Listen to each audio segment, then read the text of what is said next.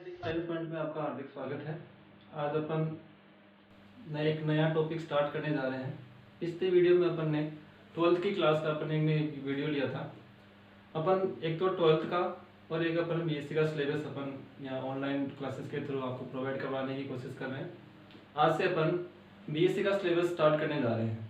Shekhawati university के exam को देखते हुए जो पेपर एग्जाम के पेपर जो हो चुके हैं उनके अलावा जो पेपर बच रहे हैं अपने वो पेपर अपन यहाँ पे कंप्लीट करने जा रहे हैं। तो BSc first, BSc part first, BSc part second और बीएससी पार्ट थर्ड की वीडियोस अपन यहाँ पे अपलोड करने वाले हैं। आज अपन बीएससी पार्ट फर्स्ट से स्टार्टिंग कर रहे हैं। बीएससी पार्ट फर्स्ट सारे वीडियोस के अपना देखेंगे अपन। बीएससी पार्ट फर्स्ट, सेकंड और थर्ड के अपन alternate videos day by day, आज बीएससी फर्स्ट ईयर का, कल बीएससी सेकंड ईयर का और उसके एक दिन बाद में बीएससी फाइनल ईयर का। तो अपन एक एक वीडियोस को के थ्रू अपन सिलेबस कवर करेंगे। जितने भी आपको सिलेबस के अंदर टॉपिक दे रखे हैं वो सारे टॉपिक अपन यहाँ पे कवर करने वाले हैं। सबसे पहले बीएससी पार्ट फर्स्ट का जो मैथ का जो फर्स्ट पेपर है, मैथ फर्स्ट पेपर जो कि आपका डिस्क्रीट मैथमेटिक्स का है। सेकंड पेपर आप देखें, अपन स्टार्टिंग करेंगे आज सेकंड पेपर से, मैथ सेकंड जो कि आपका कैलकुलस का है। और आपका जो थर्ड पेपर है जिसके अंदर आपके दो पार्ट हैं, एक तो आपका 3D का है और एक आपका है LPP, लीनियर प्रोग्रामिंग प्रॉब्लम का। अपन सबसे पहले बीएससी पार्ट फर्स्ट का एक पेपर जो है फर्स्ट पेपर, वो आपका एक्स की एग्जाम आपकी कंप्लीट हो चुकी है। अपन मैथ सेकंड और मैथ थर्ड के ये दो पेपर अपन यहाँ पे कवर करेंगे। सेकंड पेपर के अंदर आप देखें तो कैलकुलस के अपने दो पार्ट हैं। एक तो पार्ट आपका है डिफरेंशियल कैलकुलस का और एक आपका पार्ट है इंटीग्रल कैलकुलस का। अपन स्टार्ट करने जा रहे हैं डिफरेंशियल कैलकुलस। यूनिट का जो डिवाइडेशन इस तरीके से है कि आपकी 3 यूनिट जो है वो तो डिफरेंशियल कैलकुलस में से है और 3 यूनिट जो आपकी हैं वो 2 यूनिट जो आपकी हैं वो इंटीग्रल कैलकुलस मतलब समाकलन गणित में से है। अपन डिफरेंशियल कैलकुलस के यूनिट सेकंड की स्टार्टिंग कर रहे हैं। अपन यूनिट नंबर आपकी सेकंड है जिसके अंदर आज अपन टॉपिक कवर करने जा रहे हैं length of an arc. Length of an arc करने का मतलब आपको कोई भी ये कर्व दे रखा है, या तो कर्व की आपको टोटल लेंथ निकालनी हो या कर्व के कोई भी दो पर्टिकुलर पॉइंट्स के बीच की आपको डिस्टेंस निकालनी हो। सबसे पहले इसका फर्स्ट पार्ट अपन करने जा रहे हैं जब आपको कर्व की इक्वेशन जो है वो कार्तीय रूप में दे रखी हो, कार्टेशियन फॉर्म में यदि आपको वक्र दे रखा हो तो उसके लिए अपन फॉर्मूला डिराइव करने जा रहे हैं जिसके सहायता से अपन कोई भी दो पॉइंट्स के बीच की अपन आर्क लेंथ या चाप की लंबाई अपन निकाल सकते हैं। इसके अंदर आप देखें तो सबसे पहले वक्र की इक्वेशन आपको दो तरीके से दी हुई हो सकती है। या तो आपको ऐसा हो सकता है कि y = f of x की फॉर्म में वक्र दे रखा हो, या आपका ऐसा हो सकता है कि आपका x = phi of y की फॉर्म में दे रखा हो। कहने का मतलब या तो y x का फंक्शन हो या x y का फंक्शन हो। दोनों अपन एक ही टॉपिक के अंदर करने जा रहे हैं। इसका दोनों का डायग्राम आपका सेम ही होगा। यदि अपन डायग्राम को देखें तो ये आपका वक्र दे रखा है y = f of x आपका कर्व है। इसके आपको दो पॉइंट दे रखे हैं। एक पॉइंट आपका P दे रखा है जिसके कोऑर्डिनेट अपन x और y ले रहे हैं। दूसरा पॉइंट आपको Q दे रखा है जिसके कोऑर्डिनेट x + Δx और y + Δy ले रहे हैं। यदि अपन 2D स्पेस के अंदर आप देखें तो P पॉइंट की कोऑर्डिनेट x और y होने का क्या मीनिंग है? मीनिंग यही है कि आपकी इस P पॉइंट की इस y एक्सिस से जो परपेंडिकुलर डिस्टेंस है वो तो आपकी x है और इस P पॉइंट की इस x एक्सिस से जो परपेंडिकुलर डिस्टेंस है वो आपकी y है। Q पॉइंट के जो कोऑर्डिनेट देखें आप तो Q पॉइंट की कोऑर्डिनेट आपको x + Δx y + Δy दे रखा है। इसका मतलब सेम कांसेप्ट का अपन यूज करें तो इस Q पॉइंट की इस y एक्सिस से परपेंडिकुलर डिस्टेंस जो है वो आपकी x + Δx और इस Q पॉइंट की इस x एक्सिस से जो परपेंडिकुलर डिस्टेंस है वो आपकी y + Δy। मान लो इनिशियली मैं यदि A पॉइंट से मैं स्टार्ट होता हूं तो A पॉइंट से लेके P पॉइंट तक की जो आर्क लेंथ है इसको यदि मैं S से डिनोट करूं और P से लेके Q तक का जो चाप है, कहने का मतलब चाप PQ जो है वो आपका डेल्टा S से मैं ले रहा हूं। अब अपन क्या कर रहे हैं, इस P पॉइंट से मैंने सामने वाले ये जो लाइन है उसके ऊपर मैंने परपेंडिकुलर ड्रॉ किया है। तो जितनी डिस्टेंस ये वाली डिस्टेंस है उतनी आपकी ये डिस्टेंस है। कहने का मतलब ये है कि यदि ये डिस्टेंस आपकी x हो और इस पॉइंट से लेके इस पॉइंट तक distance x plus delta x हो, तो रिमेनिंग डिस्टेंस जो बचती है वो बचती है आपकी डेल्टा x। सिमिलरली अपन देखें तो इस Q पॉइंट की x x distance y plus delta y है और P पॉइंट की ये वाली डिस्टेंस जो आपकी है वो y है। तो यदि मैं P पॉइंट से इस एक्सेस के समांतर एक लाइन बनाऊं जो कि इस पॉइंट के ऊपर इंटरसेक्ट होती हो, जो कि इस पॉइंट को मैं r नाम दे रहा हूं, तो आपकी ये डिस्टेंस जो बच रही है y plus delta y total है, ये डिस्टेंस आपकी y है, तो ये वाली डिस्टेंस जो बच रही है वो बच रही है आपकी डेल्टा y। और जितनी डिस्टेंस आपकी डेल्टा x है उतनी डिस्टेंस p से लेके r तक की है, तो ये डिस्टेंस आपकी बन रही है डेल्टा x। p से लेके q तक की बात करें तो p से लेके q तक की जो जीवा है वो जीवा आपकी मैं डेल्टा l लेके चल रहा हूं। तो एक तो बन रहा आपका चाप PQ, एक बन रही है आपकी जीवा PQ। तो जीवा PQ इक्वल टू दे रखा आपको डेल्टा L। ठीक है, अब करना है क्या आपको एक फॉर्मूला डिराइव करना है जिसकी सहायता से अपन पॉइंट्स के बीच की अपन आर्क लेंथ निकाल सकते हैं। इसके लिए अपन ट्राइंगल यूज कर रहे हैं जो कि एक समकोण त्रिभुज है, इसमें ये आपका परपेंडिकुलर है। ट्राइंगल आपका ये बन रहा है PR और Q। PRQ ट्राइंगल के अंदर देखें तो आपका कुछ इस प्रकार से दिखाई दे रहा है, जिसमें ये पॉइंट आपका P है, ये पॉइंट आपका R है, ये पॉइंट आपका Q है। P से लेके R तक की डिस्टेंस डेल्टा x है, R से लेके Q तक की डिस्टेंस डेल्टा y है, और P से लेके Q तक की जो जीवा है वो आपकी डेल्टा L है। ये आपका परपेंडिकुलर है। समकोण त्रिभुज की यदि मैं पाइथागोरस प्रमेय का मैं यदि यूज करूं तो यहाँ पे रिजल्ट आपको यूज कर सकते हैं delta L square equals to delta x square plus delta y square. पूरी इक्वेशन को मैंने डेल्टा s स्क्वायर से डिवाइड किया है, तो रिजल्ट आपका कुछ ये बनेगा delta s square upon delta s square upon delta s square. दोनों पार्ट की मैं लिमिट ले रहा हूँ। लिमिट आपकी इस प्रकार से काम कर रही है कि Q जो है वो टेंस टू P है, तो Q टेंस टू P होने का मतलब ये है कि Q पॉइंट जो होगा वो P के बहुत नजदीक होगा। तो Q पॉइंट P के नजदीक होने का मतलब ये है कि जो P से लेके R की डिस्टेंस है वो भी कम होगी और Q से लेके इस R की डिस्टेंस है वो भी कम है। कहने का मतलब है कि यहाँ पे डेल्टा x भी टेंस टू 0 होगा, डेल्टा y भी टेंस टू 0 होगा और डेल्टा s भी टेंस टू 0 होगा। तो लिमिट ले रहा हूं मैं Q tends to P, limit Q tends to P delta L upon delta S whole square, limit delta S tends to 0, क्योंकि Q टेंस टू P होने का मतलब है डेल्टा S टेंस टू 0 होना। तो ये बन रहा आपका delta x upon delta S का whole square plus limit delta S tends to 0 delta y upon delta S का होल स्क्वायर। आगे यदि हम इसको थोड़ा सा सोल्व आउट करें तो अपन एक कॉन्सेप्ट यूज करने जा रहे हैं। कॉन्सेप्ट आपका ये है कि मान लो यदि मैं इस लिमिट का मैं यूज करता हूं कि मान लो मेरे पास लिमिट दे रखी है Q टेंस टू P, दोनों पॉइंट बहुत नजदीक है, नेबरिंग पॉइंट हैं।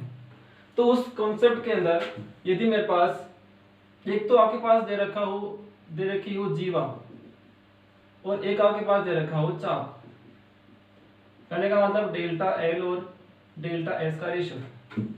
डेल्टा L तो जीवा को रिप्रेजेंट कर रहा है, डेल्टा S आपका चाप को रिप्रेजेंट कर रहा है। Q टेंस टू P होने का मतलब पॉइंट बहुत नजदीक हैं। तो उस लिमिट के अंदर पॉइंट जब नजदीक होंगे तो जीवा में ये जो जीवा जिस मान पॉइंट आप यदि यहाँ हो तो जितना चाप होगा उतनी लगभग आपकी जीवा होगी। तो जीवा में चाप में कोई डिफरेंस नहीं होगा जब पॉइंट बहुत नजदीक हो। तो उस कंडीशन के अंदर इस पूरी लिमिट का जो रेशियो आएगा, पूरी लिमिट की जो वैल्यू आएगी वो आपकी अप्रोक्सीमेटली 1 के इक्वल होगा।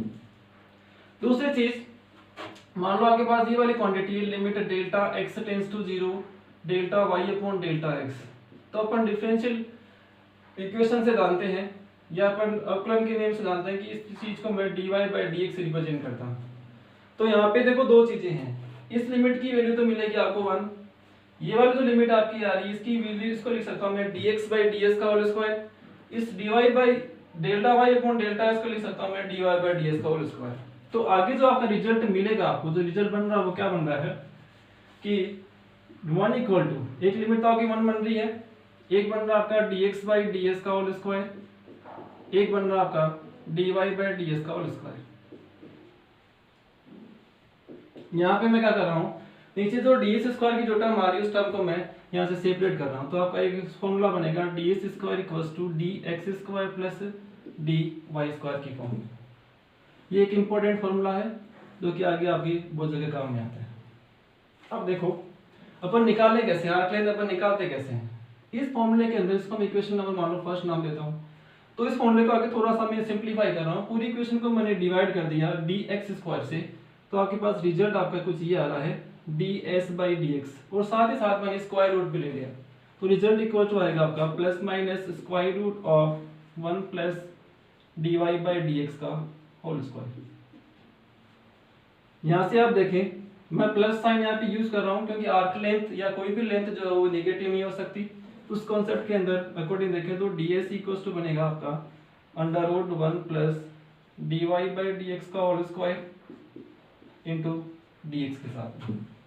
आपको आर्क लेंथ निकालनी हो तो अपन क्या करेंगे, अपन इस पूरी इक्वेशन को अपन इंटीग्रेट करेंगे विद रेस्पेक्ट टू एक्स।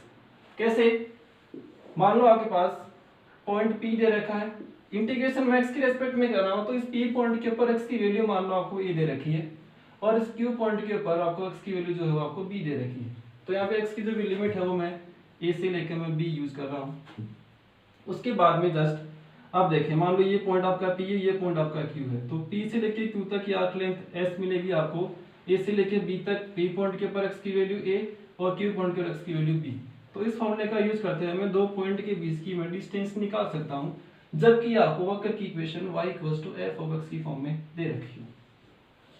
दूसरी चीज, इसी फॉर्मूले का मैं यूज करते हुए मैं ये भी निकाल सकता हूँ, मान लो यदि कर्व की equation x equal to phi of y की फॉर्म में दे रखी हो, कहने का मतलब x y का फंक्शन दे रखा हो, x y का फंक्शन दे रखा हो, तो जहाँ पे जो dy बाय dx की टर्म मैं जनरेट कर रहा हूँ, इस टर्म की जगह मैं dx अपॉन dy की टर्म जनरेट करूंगा। कैसे, इक्वेशन नंबर फर्स्ट को मैं डिवाइड कर रहा हूँ पूरी इक्वेशन को dy स्क्वायर से, और dy स्क्वायर से डिवाइड करने के बाद में मैंने पूरी इक्वेशन का स्क्वायर रूट लिया, तो मेरे को कुछ ये मिला ds upon dy equals to under root 1 plus dx upon dy का होल स्क्वायर, या फिर ds equals to under root 1 plus dx upon dy का होल स्क्वायर और dy। आपको आर्क लेंथ निकालनी हो तो उस सेम कॉन्सेप्ट का मैं यूज करूंगा, मैं इसको इंटीग्रेट करूंगा from point P to Q। अब देखो पॉइंट आपके वही है, ये इंटीग्रेशन y के रेस्पेक्ट में हो रहा है, इसका मतलब मेरे को करना क्या है, मेरे को लिमिट मेरे को y की यूज करनी है। तो P पॉइंट के ऊपर आपको मान लो y की वैल्यू आपको c दे रखी है, और Q पॉइंट के ऊपर y की वैल्यू आपको d दे रखी है, तो y की लिमिट मैं यूज करूंगा c से लेके d तक। तो अपने यहाँ दो इंपॉर्टेंट फॉर्मूले, एक फॉर्मूला तो आपको ये ध्यान में रखना है ds square equals to dx square plus dy square, और एक आपको ये ध्यान में रखना है जब वक्र की इक्वेशन x के फंक्शन की फॉर्म में दे रखा हो y, तब तो मैं इस रिजल्ट का मैं यूज करूंगा, और यदि आपको x y के फंक्शन की फॉर्म में दे रखा हो तो मैं इस रिजल्ट का मैं यूज करूंगा। आगे अपन क्या करेंगे, ये तो पार्ट था अपना जब वक्र की इक्वेशन आपको कार्तीय रूप में या कार्टेशियन फॉर्म में दे रखी हो। नेक्स्ट पार्ट में अपन वक्र की इक्वेशन हो सकता है आपको पोलर फॉर्म में या ध्रुवीय रूप में दे रखी हो। ध्रुवीय रूप में जब भी वक्र की इक्वेशन दे रखी हो तो अपन किस तरीके से अपन आर्क लेंथ निकालें, वो फॉर्मूला भी अपन यहाँ पे डिराइव करने जा रहे हैं। सबसे पहले अपन क्या करेंगे, टॉपिक बाय टॉपिक अपन फॉर्मूले जो भी अपन यूज होने वाले हैं सारे फॉर्मूले अपन यहाँ पे डिराइव करेंगे। उसके बाद हर टॉपिक के ऊपर, हर टॉपिक को बेस्ड या हर फॉर्मूले को बेस्ड अपन यहाँ पे क्वेश्चंस जो कि आपको एग्जाम के पॉइंट ऑफ व्यू से इंपॉर्टेंट होंगे वो भी करेंगे। तो दूसरा पार्ट जो आपका वो है, दूसरा पार्ट जो वक्र की इक्वेशन आपको ध्रुवीय रूप में दे रखी है पोलर फॉर्म में,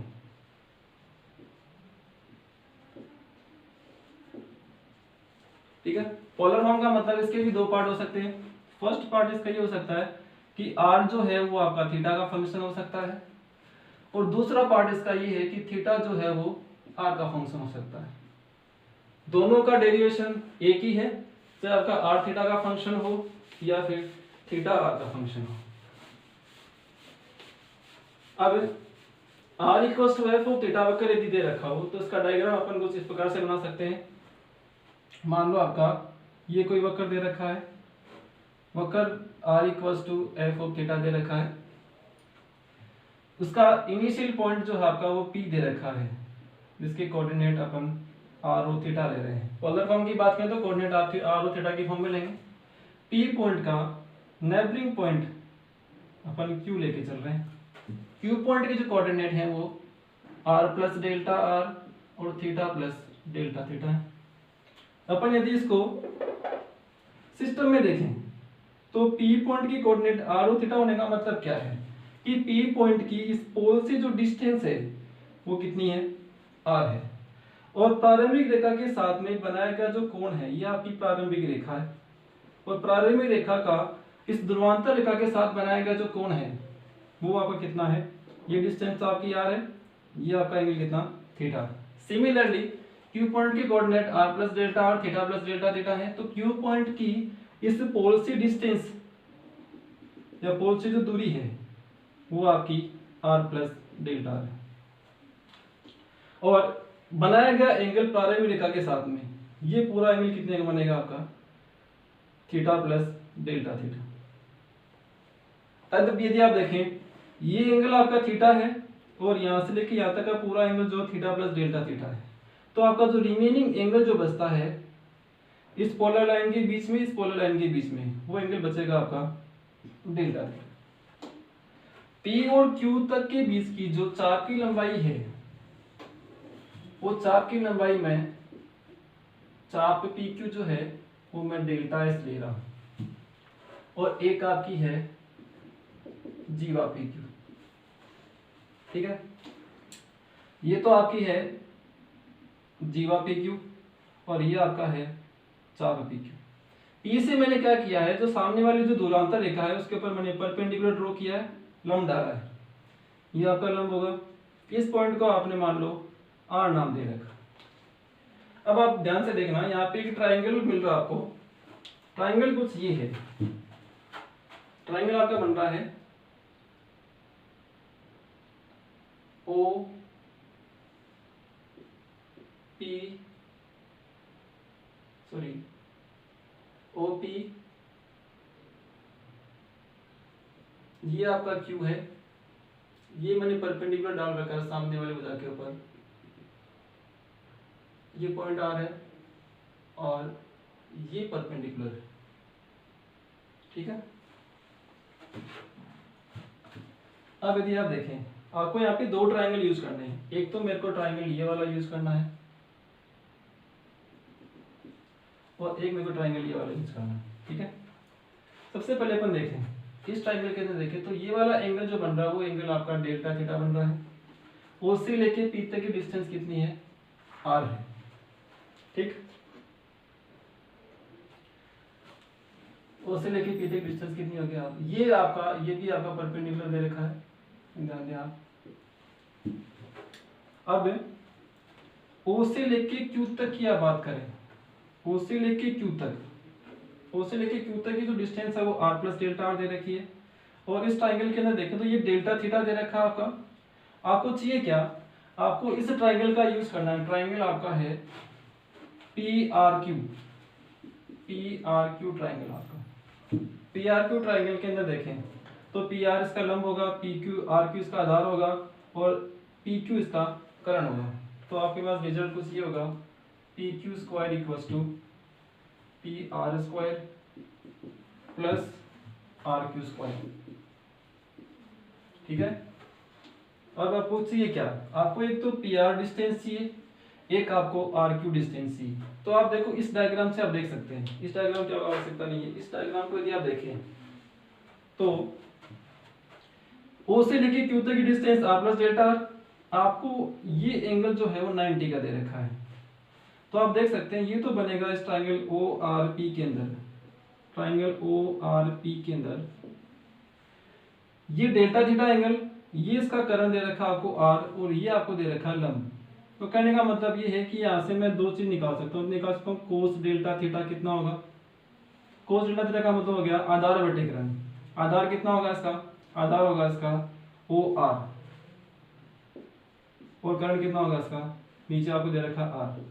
कहने का मतलब ये कि ओ आर इक्वल्स टू होगा R into cos delta theta. एक डिस्टेंस आपको ये मिल रही है, दूसरी डिस्टेंस जो आपकी आएगी वो आपको चाहिए P R. P R distance के जब देखें तो मैं एक रिजल्ट और निकाल सकता हूँ यहाँ से, एक मैं निकाल सकता हूँ sign delta theta. Sign delta theta का मतलब हो गया लंब बटे, लंब का मतलब हो गया पी आर बटे करण। कहने का मतलब पी आर इक्वल्स टू होगा R into sine of delta theta. तो दो रिजल्ट मैं निकाल चुका हूँ, cos delta theta, O R की value R cos delta theta और पी आर की वैल्यू है आर साइन डेल्टा थीटा। ठीक है, अब यदि आप देखें इसके अंदर पी क्यू है, पी क्यू क्या चीज है? पी क्यू जो है वो जीवा है। कहने का मतलब ये जीवा पी क्यू का स्क्वायर है, जीवा पी क्यू का स्क्वायर। पी आर क्या चीज है? पी आर आपकी ये वाली डिस्टेंस है कितनी, आर साइन डेल्टा थीटा। तो ये बन रही है आपकी आर साइन डेल्टा थीटा का होल स्क्वायर। दूसरी चीज, दूसरी बन रही है आपकी आर क्यू। आर क्यू कैसे मिलेगी आपको? जब मैं ओ क्यू में से मैं ओ आर को माइनस करूंगा। कहने का मतलब ये जो चीज आपकी बन रही है वो O Q minus O R बन रही है। थोड़ा सा और सिंप्लीफाई करें, जीवा P Q square equals to R sine delta theta का whole square plus O Q. O Q क्या चीज है? ओ क्यू है वो ओ से लेके क्यू तक की डिस्टेंस जो कि आर प्लस डेल्टा आपको दे रखी है। दूसरा आपका ओ आर, ओ आर आपका कितना है, R cos delta theta minus R cos delta theta का होल स्क्वायर। लिमिट क्या है? लिमिट मैं ले रहा हूं वही जो मैंने पहले वाले आर्टिकल में दी थी, Q tends to P। Limit क्या चीज है? Q tends to P। जब Q टेंस टू P होगा उस केस के अंदर होगा क्या कि Q और P पॉइंट पर नजदीक होंगे, Q और P पॉइंट नजदीक होंगे तो ये दोनों लाइनें जो होंगी दूरांतर रेखा दोनों एक पास में नजदीक आएंगी। नजदीक आएंगे का मतलब कहने का मतलब डेल्टा थीटा जो एंगल होगा वो टेंस टू जीरो या जीरो को अप्रोच करेगा। कहने का मतलब ये, कहने का मतलब Q टेंस टू P हो तो delta theta tends to zero होगा और delta theta tends to zero हो तो कोस ऑफ डेल्टा थीटा को तो मैं अप्रोक्सीमेटली 1 लिख सकता हूं और मैं साइन डेल्टा थीटा को, जो साइन डेल्टा थीटा आपका, उसको मैं डेल्टा थीटा लिख रहा हूं। आगे अपन यदि इसको थोड़ा सा सिंप्लीफाई करें तो आपका जो रिजल्ट बन रहा है वो ये बन रहा है, जीवा P Q square equals to R sine delta theta. तो ये बनेगा आर डेल्टा थीटा का whole square plus R plus delta R cos delta theta को आपने 1 लिखा माइनस आर का होल स्क्वायर। बचेगा क्या? जीवा P Q square equals to are square delta theta square, R से आर कैंसिल आउट होगा, बनेगा आपका डेल्टा आर स्क्वायर। अब हम पूरी इक्वेशन को मैं डिवाइड कर रहा हूं डेल्टा थीटा स्क्वायर से। पूरी इक्वेशन को मैं डेल्टा थीटा स्क्वायर से मैंने डिवाइड किया तो ये जो टर्म बनेगी वो बनेगी जीवा पी क्यू का whole square upon delta theta का whole square equals to are square plus delta R upon delta theta का होल स्क्वायर। थोड़ा सा अपन आगे इसको और सिंप्लीफाई करें तो आप इसकी लिमिट को थोड़ा सा यूज करना है।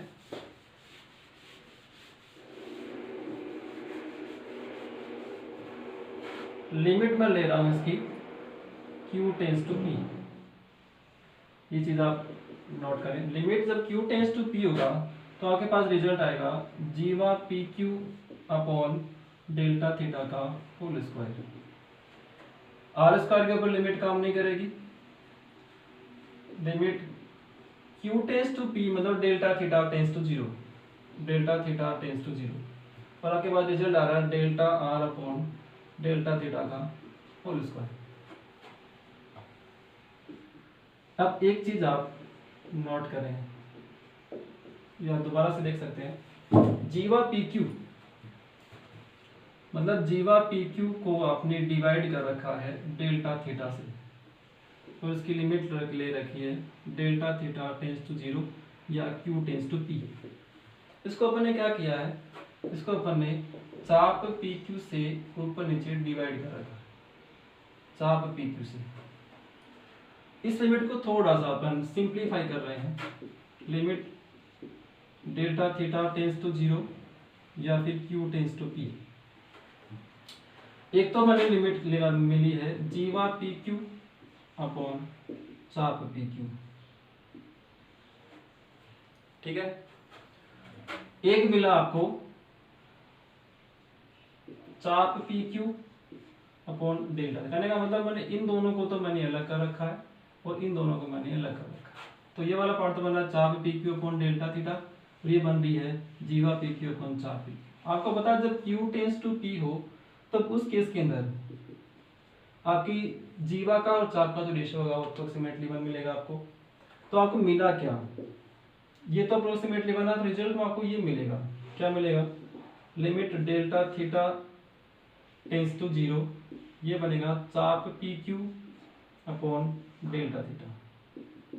Limit delta theta tends to 0 चाप पी क्यू, चाप पी क्यू कितना दे रखा है आपको डेल्टा एस दे रखा है चाप, और ये आपका डेल्टा थीटा। कहने का रिजल्ट जो बनेगा वो बनेगा D S by D theta.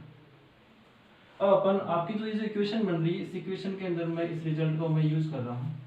Equation second के अंदर रिजल्ट का यदि मैं यूज करूँ तो मेरे को मिलेगा D S by D theta का whole square is equal to are square plus ये लिमिट बनेगी D are by D theta, D are by D theta का होल स्क्वायर।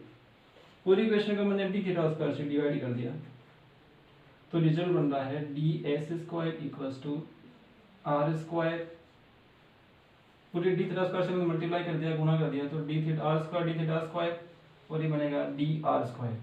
तो D S square equal to this, ये important result है जो कि आपका आगे बहुत जगह काम में आता है।